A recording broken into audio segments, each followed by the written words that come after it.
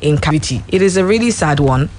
And I hope that our government continue to do their best, not just pay lip service to security issues in Nigeria, but do their best to ensure that we do have true security. All right, also in the headlines this morning, in the papers this morning, governors call for special review of insecurity challenges, killing of soldiers. Now, the 36 state governors under the aegis of Nigeria Governors Forum have expressed the need for special review of the entire gamut of the security issues, sequel to the unabated cases of killing of soldiers and civilians across the country. The forum, which condemned the recent attack on the correctional facility and the police command headquarters and the release of prisoners in Imo State and successive acts of violence and insecurity across the country and the killings of soldiers in Benue State, underscored the need for further engagement of federal authorities, both at the political level and federal authorities at the security level, with a view to deal with these multifaceted challenges. Now, while frowning at the prevailing situation, the NGF chairman, Governor Kayode Fayemi, has applauded measures taken by subnational governments in curtailing rising security challenges bedeviling the country, ranging from insurgency, banditry, kidnapping, and other social vices.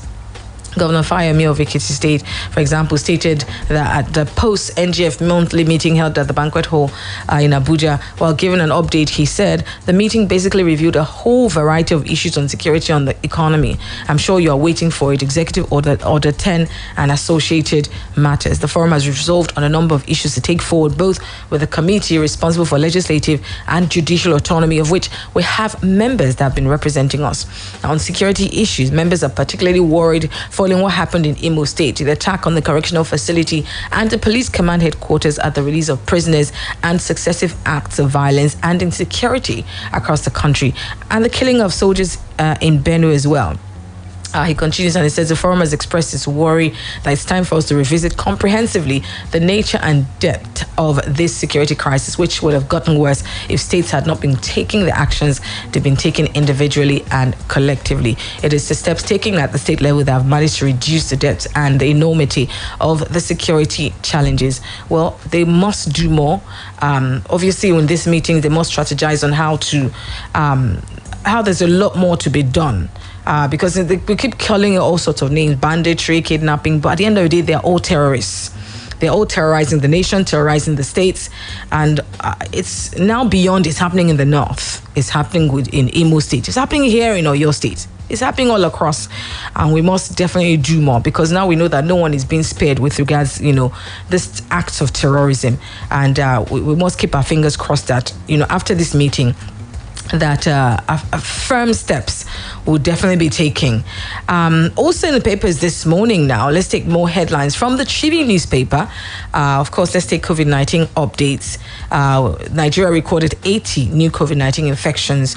And of course, as the world is opening up back again, we're calling for responsibility at this time. Continue to wear your mask, continue to social distance.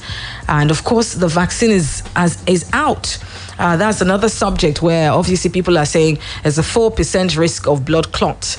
And other people have waded in that there are lots of things that obviously cause blood clot. Not to say that, we should keep, obviously a lot of investigation has been going on with regards to vaccine. But what we found is, for example, contraceptives have a higher chance of giving women blood clots. But contraceptives are still out there. Cigarettes, apparently, tobacco has a higher chance than the vaccine of giving blood clots. But still, people are still smoking, people are still smoking shisha and the like. So, I mean, yes, the 1%, even if it's just 4%, there are people too. But we must realize that, hey, the vaccine is there to help us. So we must definitely do the right thing. All right, also in the papers this morning from the Tribune newspaper, Governor Simon Bako Lalong of Plateau State has implored religious leaders in the country to shun rhetorics that promote hate, division, and distrust among people, and guard against politicians and other interests that are desperate to exploit the pulpits for their selfish reasons. The governor will give the advice at the installation and reception of pallium by the new Catholic Archbishop of Jos, Ms. Reverend Dr. Matthew Ishaya Audu, held at the Divine Mercy Cathedral, Lamingo, Jos, advocated for tolerance and religious harmony as a catalyst for peace, security, and good governance in Nigeria. The governor said while it is the duty of religious leaders to speak the truth to power and the public, you should also beware of and shun rhetorics that promote hate, division, and distrust among the people. You should guard against politicians and other interests that are always desperate to exploit the pulpits for their selfish reasons.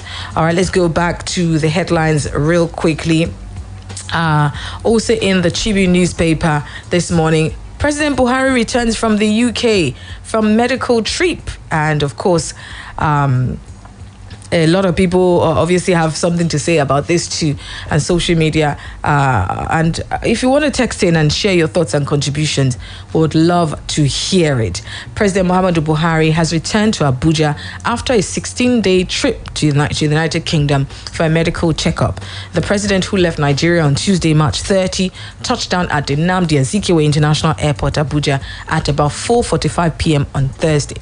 Those at the airports to welcome him included the Chief of Staff to the President, Professor Ibrahim Gambari, the Minister of the Federal Capital Territory, FCT, Malam Mohammed Bello, and the National Security Advisor to the President, retired Major General Babagana Monguno. Others were the Service Chiefs, Acting Inspector General Police, Usman Baba, the Director General, National Intelligence Agency, Ahmed Rufai, the Director General of the Department of State Services, Yusuf Bichi, and other presidential aides.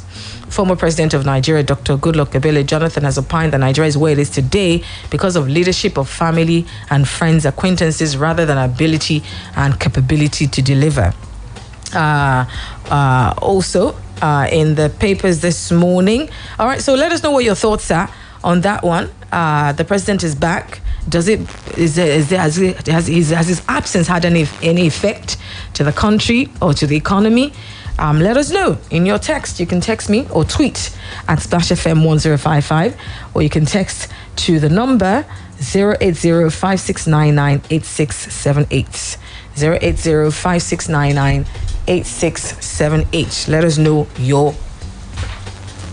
your thoughts. All right. Okay. All right. Also in the headlines this morning from the Tribune newspaper, Ganduje reconciles Dangote BUA. And we'll also find in the papers this morning, police storm forest in search of kidnapped women in Oyo.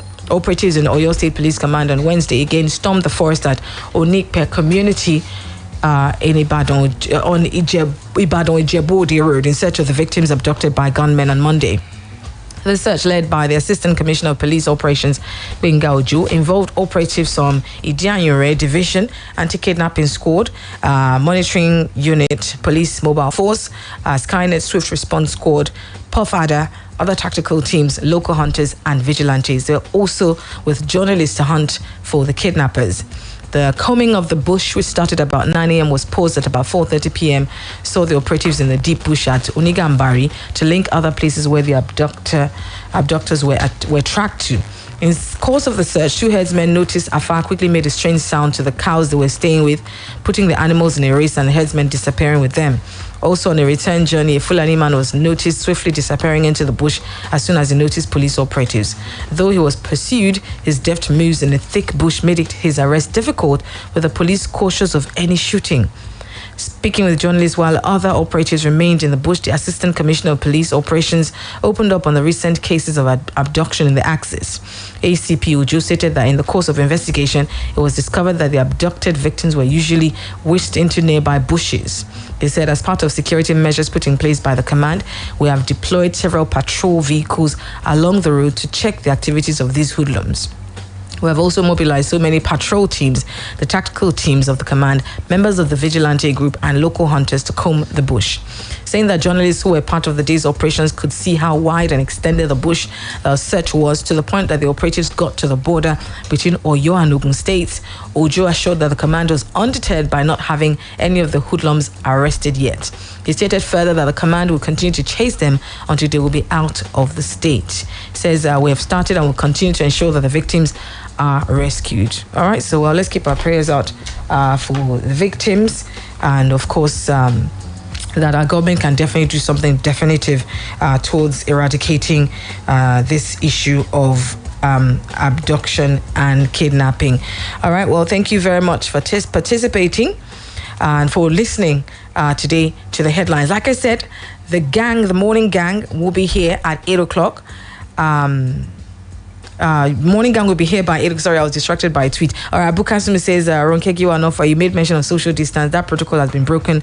We should not deceive ourselves. So many public functions on daily basis without social distance. Absolutely. My job is just to advise. I cannot go and break out, parties and events that are not social distance. That's the government's job. But my job is to advise. Thank you very much. All right, thank you very much for listening.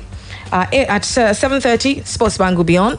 And at 8 o'clock, Shewa Kiola and Charity Jerome will be joining me on the Breakfast Gang as we review the hot topics of the week. I'm Ronke Giwa Onafuwa. Good morning. Splash FM 105.9